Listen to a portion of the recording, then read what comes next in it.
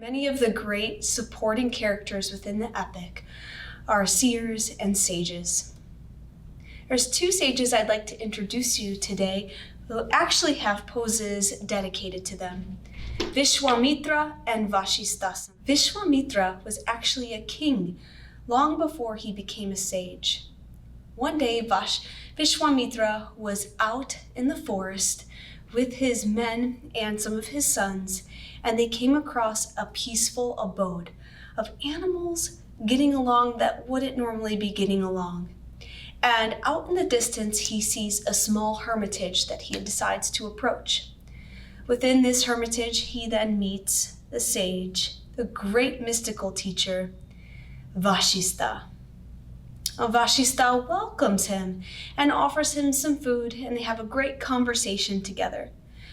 Throughout their conversation, Vashishta learns that Vishwamitra has his army of a lot of men as well as his sons with him. So Vashishta offers them a meal as well. Vishwamitra refuses and says, "How can a man like you, just out in the middle of nowhere, possibly provide enough food for an army of men?" He said, Vashishta says, "Don't worry about it." He actually had a sacred cow in the back of his hermitage, and with that sacred cow can ask for any kind of food, and he was able to deliver all these delectables, from rice to honey to fruits. Anything that they could have imagined was presented to them. Vishvamitra was so impressed, he wanted to have the sacred cow. And no matter what he offered Vashishta, Vashishta refused and said, "No, you can't have it." Well, Vishvamitra is a king. He is used to getting what he wants. He is not used to being told no. And you come to find out in the story that he's got a little bit of a temper. So Vishvamitra won't settle on anything. Not 3,000 elephants, not 100,000 cows, not all of the gold in the world could possibly buy his sacred cow. Vishvamitra then orders all of his men to abduct and take the cow. It is going to be his.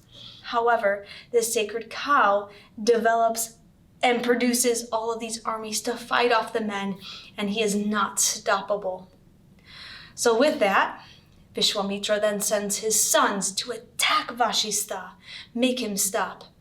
And upon pronouncing just one syllable, turns his sons there into ash.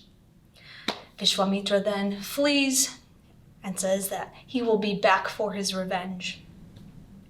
So as mad as he was, he actually admired Vashishta and then decided to go back to his kingdom and leave the kingdom to his one son that was left. He then goes off into the forest to perform austerities, meditation, and take upon the yogic path so that he can obtain these sort of powers like Vashishta. So after time and meditation and contemplation within, Vishvamitra thinks that he has overcome and that he has all of these powers, and the gods start presenting boons to him. But see, the thing is that Vishvamitra, he wanted to obtain. He wanted to obtain this sort of enlightenment so that he can use it not so much for the greater good, but to better himself and to make himself more powerful. So every boon that he was presented with by the gods, he would use it, and then as soon as he would have to go and deal with other people in the external world, he would get angry. He had a bit of a temper, and he would waste all of his powers, waste all of his energy on not so much the greater good. Well, he knows that his temper is a negative quality, and he's willing to do the work to overcome it.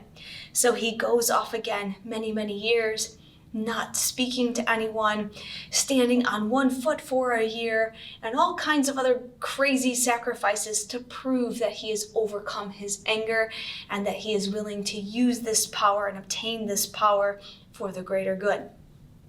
So one of the gods, Indra, is sent out to test him.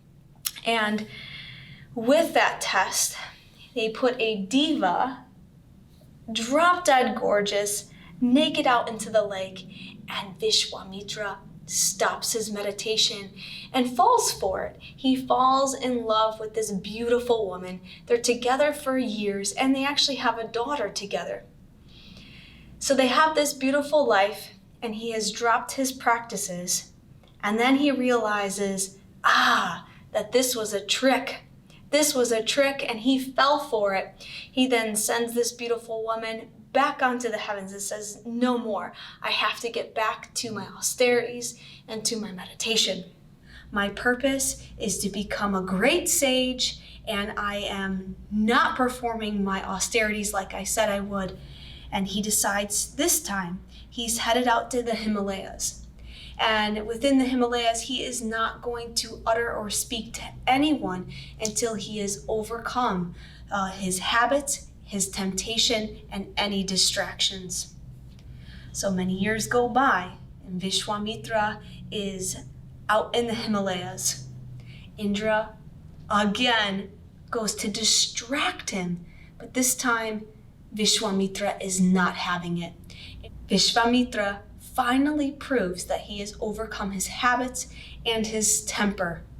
That Indra goes to Brahma and says, there's nothing that I can do to distract him. I think he's finally got it. So Brahma goes to Vishwamitra again with a boon. And this time, Vishwamitra comes out a little different. He's not determined to set out on a path of revenge.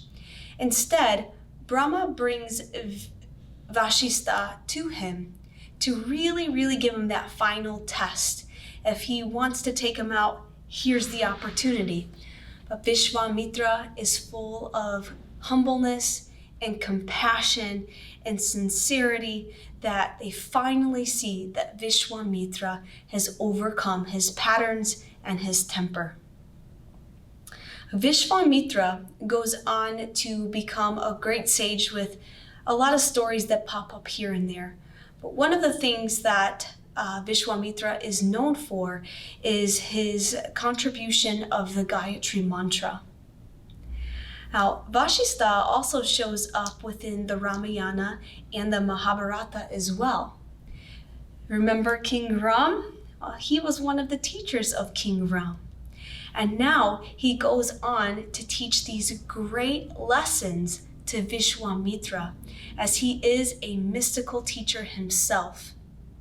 You see, the two of them have similar shapes, as if you look at the yoga poses that are dedicated to them. Vashishta has the pose Vashishtasana dedicated to him, is a single arm balance that takes quite a bit of strength within the core, within the shoulder girdle, and takes a lot of focus. Yet you have Vishwamitrasana, which is again that side plank kind of shape, but an extreme variation. He has that single arm balance with a foot lifted, kind of within that compass shape in the upper body. Extreme posture for sure. That takes a lot of strength, a lot of dedication, just as Vishwamitra was determined to try over and over again. Vishwamitrasana is one of those poses that it's not just easily obtained. It's something to come back to. It's something to work up to over and over again. Whereas Vashishtasana, the side plank, is something that is a little bit more approachable and steady and consistent. So these two sages, again, are supporting characters within both the epics, the Ramayana as well as the Mahabharata.